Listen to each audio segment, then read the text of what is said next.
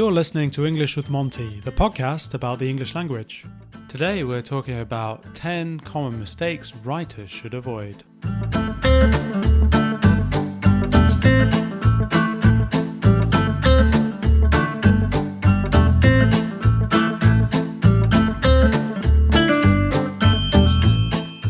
Hello there and welcome to English with Monty. We are on to episode 25. We're a quarter of a century there. And who better than to have on this show than the mighty Gideon? How are you doing, Gideon? That's my round of applause for your quarter of a century. Excellent. Thank you very much. We're going to talk about something quite interesting today, more to do with writing, because we don't always cover writing. And I think it's something that's perhaps a little bit neglected when we teach. And the idea is to think about 10 common grammar mistakes that writers should avoid. What do you think about this topic? It's an excellent topic, yeah. I get some tips of my own. You can indeed, yes. I'm not kidding. I'm not kidding. Sitting in front of a page, trying to write something, thinking, how should I do this? It is curious, isn't it? A few of these examples can quite easily be applied to native speakers, couldn't they? They are mistakes that we would make, or perhaps you would make them more often than most people. Possibly. A good starting point would be overuse of adverbs, which I think is a common idea, isn't it? So when we talk about adverbs, what would an adverb normally end in? What is an adverb? So the adverb modifies the verb. It says something about the verb. So he ran. How did he run? Oh, he ran quickly. I'm interested to know what they mean by that, actually, the overuse of adverbs. You help me out with an example. The example here they were talking about is about running really fast. The boy ran really fast to catch the runaway ball. I should probably mention this is from Grammarly, which is actually a very useful tool to help people with writing. So the idea here is to say, well, rather than say ran really fast, maybe we should substitute that with a different verb to actually mean that. They're using sprinted here. Oh, that's interesting. I think that's a good point. I mean, of course, it's perfectly okay to say the boy ran really fast, but it's just the overuse of words like really. I mean, if you're doing conversation, fair enough. I'm really hot, I'm really tired. But if you're writing, stop a moment and think of some alternatives. That's not a bad way of looking at it. I suppose that's probably one thing you have to keep in mind, right? Is not use a number of different adverbs and think about an alternative if you find yourself doing that.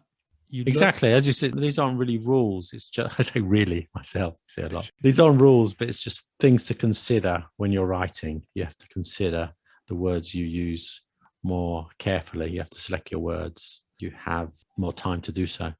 So take advantage of that time. And I think we all have our own habits when we're writing, don't we? And really is probably a good example. If you go through your lines of your writing and you see really popping up quite a few times, then consciously see how you can substitute that with potentially a better verb rather than including really and the verb. I think very, the same thing applies to very. Instead of saying it's very hot or really hot, you could say it's boiling, it's sweltering. So it's good to have a few choice adjectives at your disposal, not just I'm really tired, I'm exhausted.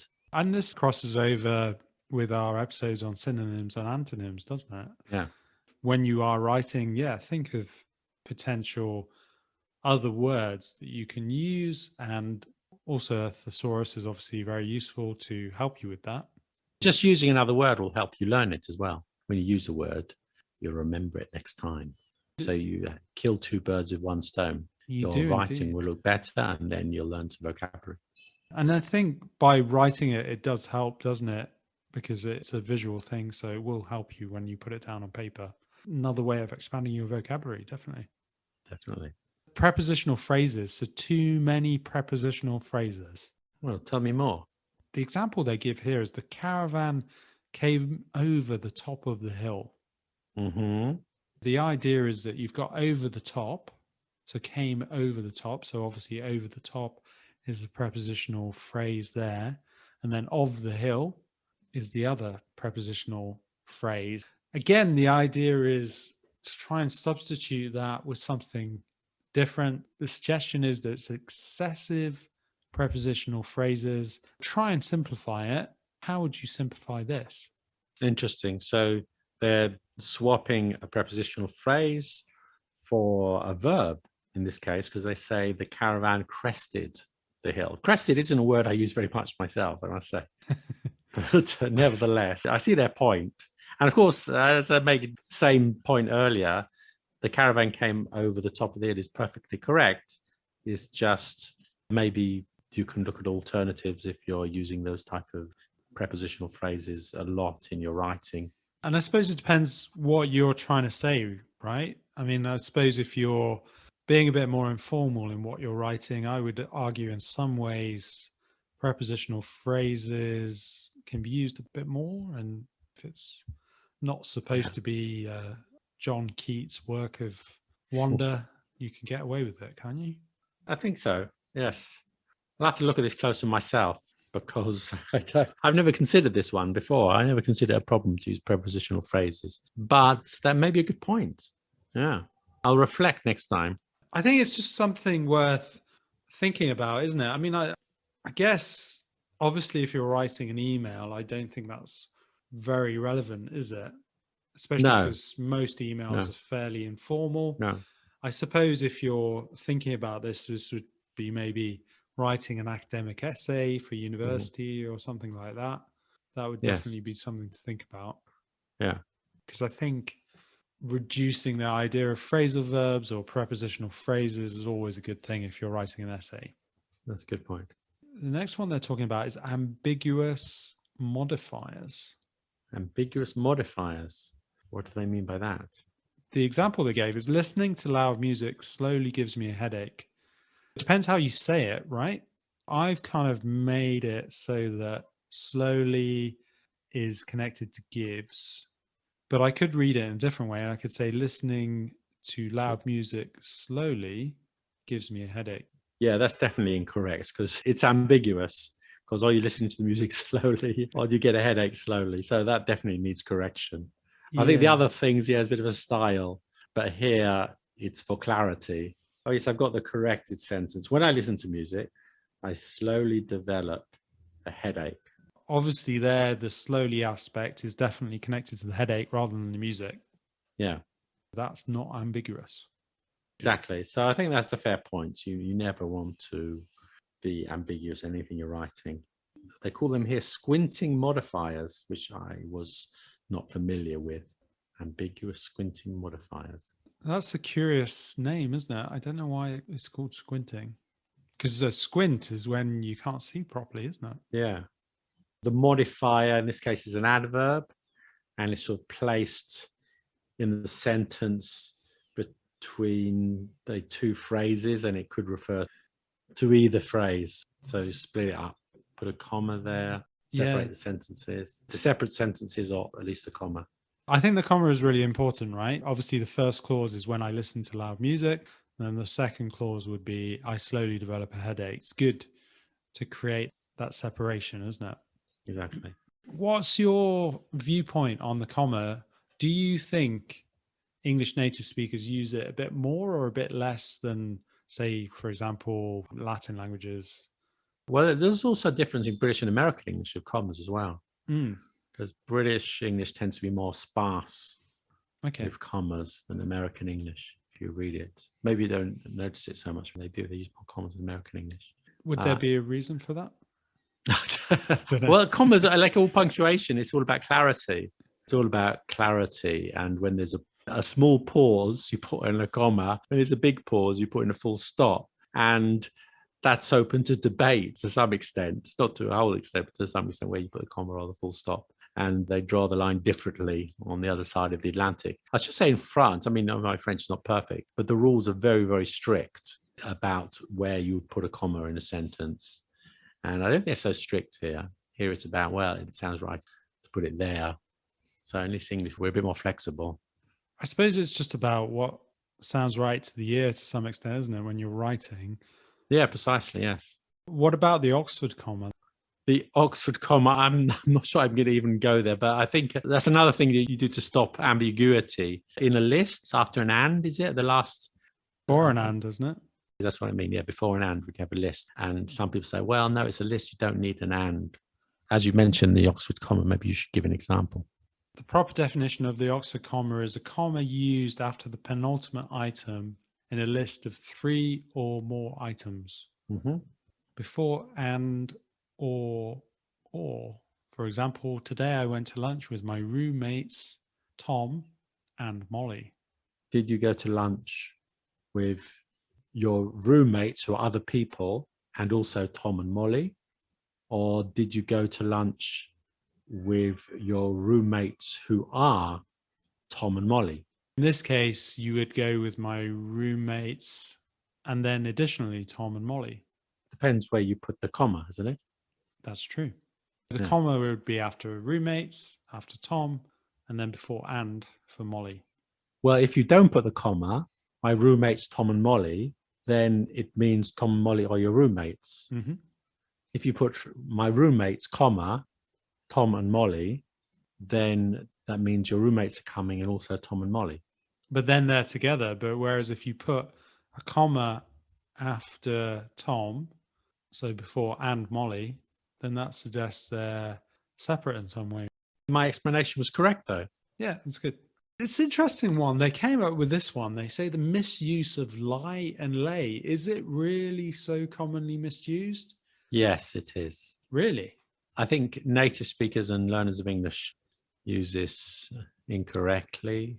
It is debatable because some people say, well, it's so misused that in fact, maybe it's not a mistake anymore because, of course, if people are using it all the time, then it's no longer a mistake. So the traditional grammar is that lay is a transitive verb. You follow lay with a noun, and lie is an intransitive verb, usually followed by a preposition. So you don't lay on something. Lay means to place. So I lay my book on the table, okay? I lay my head on the pillow, lay followed by a noun. So you don't lay on something, you lie on something. I was lying on the couch. Yeah, it's not laying on the couch. But it gets confusing because although they're different words, the past tense of lie is lay. Yeah. That's confusing, isn't it? That really confuses things. They should have chosen a different word. So it confuses things. So in the past tense, I lay down is correct because you're using the verb lie, not lay. Because the past of lay is laid. Yeah, laid, lain. Yeah. So laid. Mm-hmm. I laid my book on the table, but I lay down next to her. Pretty confusing. It is confusing. The English language is complex, right? Yeah. Lie, lay, lain. And the verb to lay is laid, laid. Okay. Of course, I know that, but when I'm speaking, when you start thinking about it in all these lies and lays and laids, you just get confused. You get so confused. That's how it is, yeah. Probably the moral of the story is don't include lay or lie in your writing. I should say that even great writers, such as the great Bob Dylan, broken the rule. Lay, lady, lay. One of his famous songs called Lay, Lady, Lay, which is great because if you said lie, lady, lie, it doesn't sound the same. It doesn't sound poetic. So clearly he knows the rules and he knows when to break the rules. Learn the rules and then break the rules. Okay. Indeed. It's artistic license, I guess. Precisely. He's a genius for doing that, maybe. You can find the song on wherever platform you listen to. Yeah. Yeah, your idol. That's why you've got a haircut like him, isn't it? I'm not sure. We'll move on. So ambiguous pronoun references. What? Exactly. What does that mean? The example they have here is John had a card for Helga, but couldn't deliver it because he was in her way. He is ambiguous in the sense that we don't know who he is and we don't know who her is. Because in fact, in the second sentence, he refers to Tim rather than John. John had a card for Helga, but couldn't deliver it because Tim was in Helga's way. I didn't know there was a Tim because there's no Tim in the first sentence. This is a problem. I'm very much confused because the first sentence made complete sense. And now you say, oh no, there's someone else. There's someone in the else room called lives in the Tim. room. I guess a bit of context would have helped, right? If we would have had a sentence before to suggest Tim is there. Even if you haven't got Tim in the equation, it's probably better to include Helga's way to clarify who we're talking about, right? Yes, I must admit the whole sentence is confusing me a little bit. I know it's not really relevant, but why can't you deliver something because someone's in your way? I mean, what does that even mean? Good question. Is Tim like standing in the doorway saying, no, you cannot deliver this to John? That's how I'm imagining it. Is that how it is? It's possible. Seems like a strange sentence, but okay. I don't think it's the best example in the world. No. I mean, the key is clarification, right? We're clarifying he and we're clarifying her. Definitely. Yeah, you do sometimes get tripped up with using too many he's and she's and things, and then you've got to look back and see who they're referring to. Yeah, definitely. So if necessary, add the names. That can also be done with it as well, can't it? Don't be afraid of repeating the noun rather than the pronoun. Sometimes, particularly in writing, that's a good thing to do. Yeah. Or split up the sentence as well. That also helps. That definitely helps, doesn't it? If you would like to hear more of Gideon's lovely voice on his own podcast about curious and interesting things about the English language, it's Zeitgeist Banana. Just search for Zeitgeist Banana where you get your podcasts. You will find some wonderful and interesting stories with more of me, too.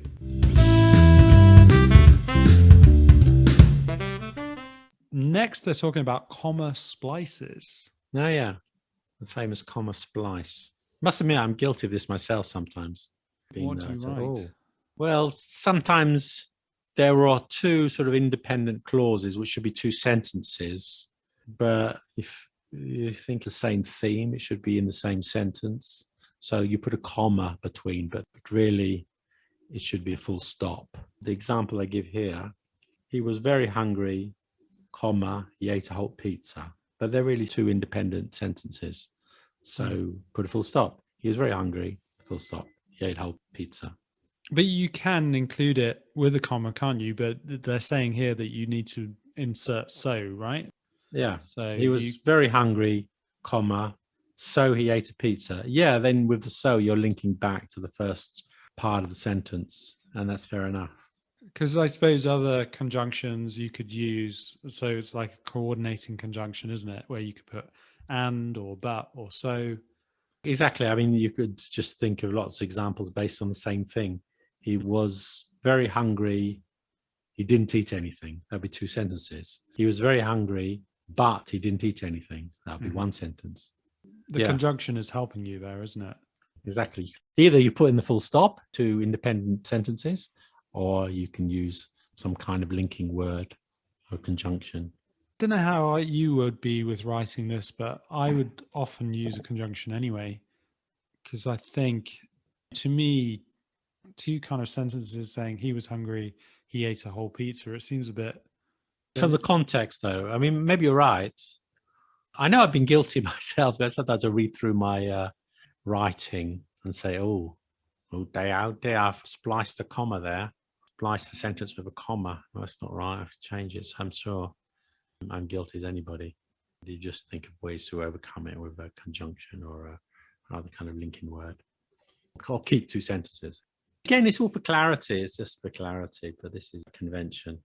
So the next one is quite similar in a way, talking about run-on sentences. And I would suggest this is probably quite a common idea with perhaps speakers, maybe from Spanish or Italian, possibly French, not really sure. They have a tendency, I would argue, to use slightly longer sentences than we would use without using punctuation. Because the example that they used is Lily enjoyed the bouquet of tulips John gave her on prom night. However, she prefers roses. But here there's no comma. No. We need commas, don't we? We need a semicolon even. But I'm looking at the corrected sentence. They put a semicolon, which is interesting. Lila enjoyed bouquet of tulips John gave on prom night. Semicolon. However, comma, she prefers roses. Usually I put a full stop before however. Depends on the sentence, but usually I do. Do you? Yeah, I guess so. I would have thought here this is quite a good use of the semicolon, though, isn't it? Yeah, no, it works. It does work fine. When would Yeah. we use a semicolon? Well, it's kind of between a comma and a full stop, and it's sort of introducing something which is a bit different to what you said before, but doesn't warrant a whole new sentence. But some people don't use semicolons at all. So it's a pause, just a little pause between the next piece of information. It can be quite dramatic, right? Depending on how it's used. Do you say traumatic or dramatic? Dramatic. Sometimes before a list as well, or even in a list. Sometimes you can divide things using semicolons rather than commas, actually a longer list. Probably should explain what a semicolon is just in case people don't know. So it's just like a dot above a comma, isn't it? Yeah. Instead of however, you could use therefore or something similar to that as well. Yes. So you not in this context, but yeah. I guess you could rephrase it as well. Lila enjoyed the bouquet of tulips John gave her on prom night. She prefers roses, though. Different ways of saying it, I guess. Definitely. It's got a small error, though, this run-on sentence. I don't think it's that serious. It's not that serious, is it? But I think it does help with the pauses. I think it helps the reader to digest it a bit more in smaller portion and give a bit of a pause. This is more or less the same idea, but wordiness, inflated sentences. So sentences where you don't need so many words. Okay. It has come to our attention that your tax returns are overdue, and we urge you to file them at your earliest convenience. So they say that's incorrect. And the correct sentence is, your tax returns are overdue. Please file them now. I'm not sure I agree with that, actually. No? Not necessarily. You have to take on a case-by-case basis. Of course, there are often you're using too many words and the words are superfluous, but often you're using them in order to be polite, indirect. Please file them now. Your tax returns are overdue. Please file them now. Maybe that's just a bit too direct. I'm not sure I agree. We urge you to file them at your earliest convenience. That sounds lighter. That sounds a bit politer to me. And I'm not sure I agree in this case. I mean, other cases, yeah. What do you think, John? Yeah, I would have a tendency to agree. I guess, as you say, it depends what you want to say. It seems a bit softer in a way, doesn't it? It doesn't seem as abrupt. The explanation they've given here on Grammarly is, if you have something to say to readers, spit it out. Inflating sentences with unnecessary words or pointless filler only muddles what you mean to say. I'm not sure I agree with that. Otherwise, we'd just be speaking in infinitives. John, give me beer. Instead of, John, would you mind pouring me a beer or something? I'm exaggerating, but we need these filler words sometimes. We don't always speak so directly, and there's a purpose for it. I think you just have to look at each case. This is one of the cases I don't necessarily agree with it. Yeah, I suppose it really depends on the context, doesn't it? I mean, if you want to be a bit lighter and a bit more polite, then it works, right? But I guess if you're writing an essay, you probably would avoid that to some extent. I think that's the point they're trying to make, because they were talking about the overuse of words such as that, just, or very. Yeah, sure. I mean, often those words are overused. I'm not saying that. I'm just saying that you don't just have to cut everything down to a skeleton. You have to look at it on a sentence by sentence basis and see what's right. And there's very good reason why, in English, we use negatives and past tenses to talk about the present or the future. So you couldn't help me, could you? Is a way of saying, help me. So you're using fewer words by saying, help me now. That's not right. That's not how we speak. In order to give a little nuance to our expression, to be a bit more polite, we do use sort of roundabout ways. And that's how English is. I don't really agree with you. I would say, yeah, look at the sentence. Maybe you have got too many words, but don't think of it as a rule that you have to cut everything down to its bare bones. I think that's the problem with what it's saying, isn't it? It's saying to you that you need to cut things out and make it very direct. Yeah, I think that's the wrong advice, isn't it, really? This is the only case so far, but where I think the incorrect sentence is actually better than the correct sentence. Yeah. Certainly, if you don't know the person, you don't know the person, you're a tax inspector. Yeah, it makes more sense. Please file them now. You wouldn't write it like that. What do the French authorities normally say to you? Well, if French, it tends to be a bit more verbose than English anyway. So maybe I would comment on the French language, but there probably is scope for reducing sometimes. I'm just saying you must have received this a few times. I have. They give you like 10% fines in France. I don't know what it's like in England. I haven't paid my tax in England for so long. France, they send you your tax. And then if you don't pay after a certain time, they send it back and say 10% fine. If it's again, and it's like another 10% fine. That's where all your money's going. Yeah, exactly. I always add whatever tax bill I get, I just calculate it to it's that plus 10%. Or 20 sometimes. Or 20, yeah.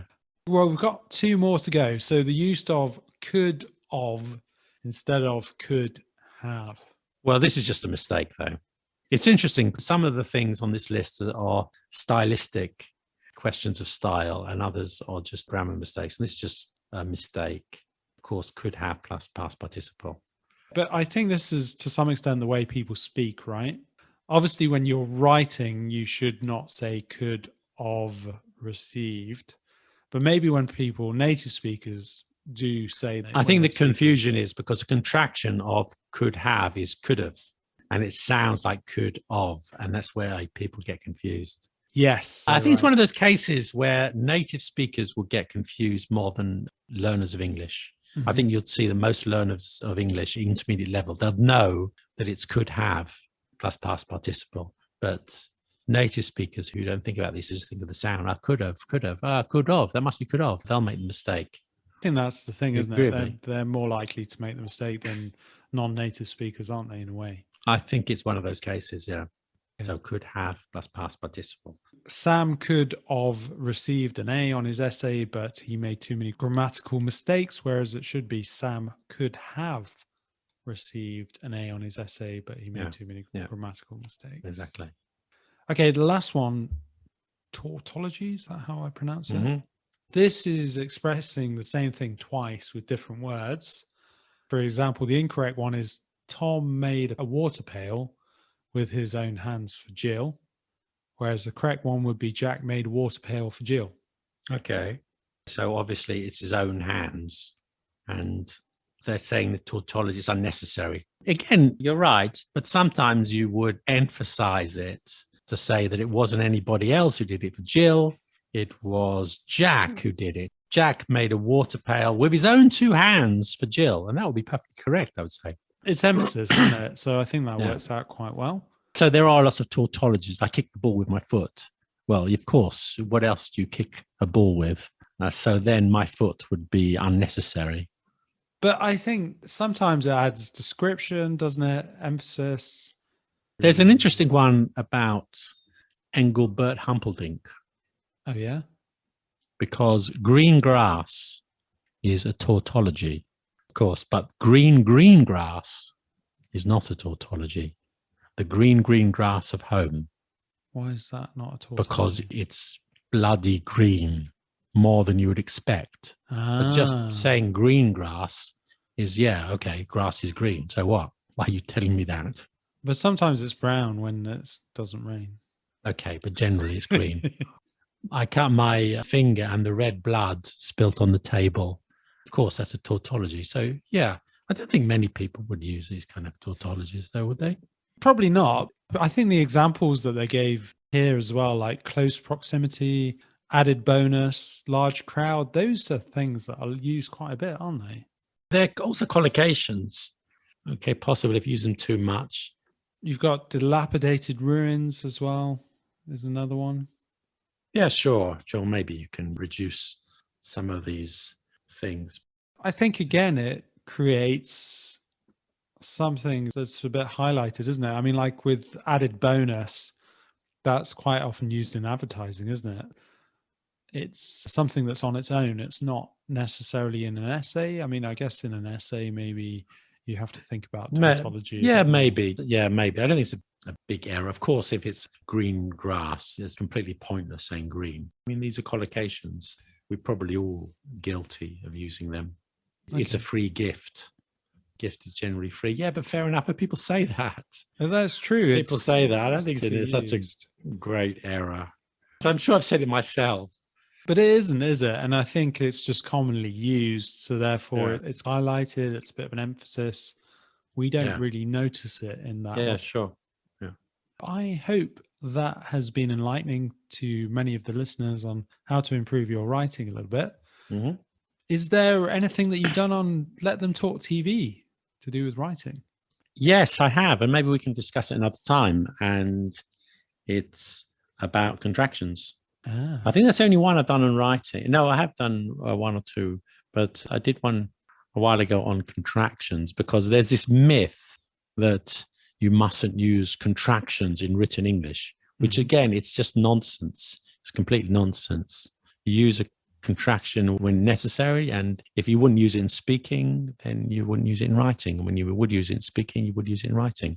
There's no rule against that. Maybe there are a few rules. There's a few, maybe yes, like could have and should have. Should we use those in formal writing as contractions? But otherwise you get ridiculous things saying like, I'm a very good guy, am I not? Instead of aren't I?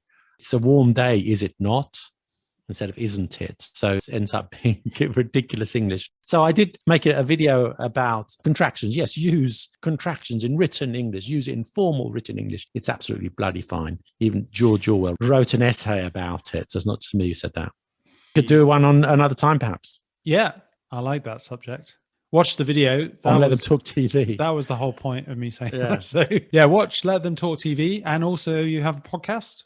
Yes, a podcast, Zeitgeist Banana. And we have a regular guest, and he goes by the name of John.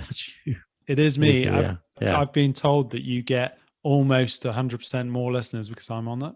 Yeah, exactly. 2 listeners. Your mum tunes in. My mum listens.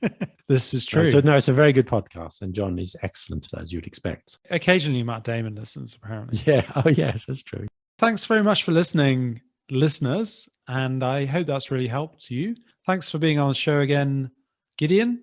My pleasure. It's always a pleasure. And you've been listening to English with Monty. If you enjoyed this podcast, then please leave me a donation online via our website. Monty is a small independent company, and I do all the editing myself. I would suggest £2.50 to buy me a coffee or £5 for a beer. montyenglish.co.uk.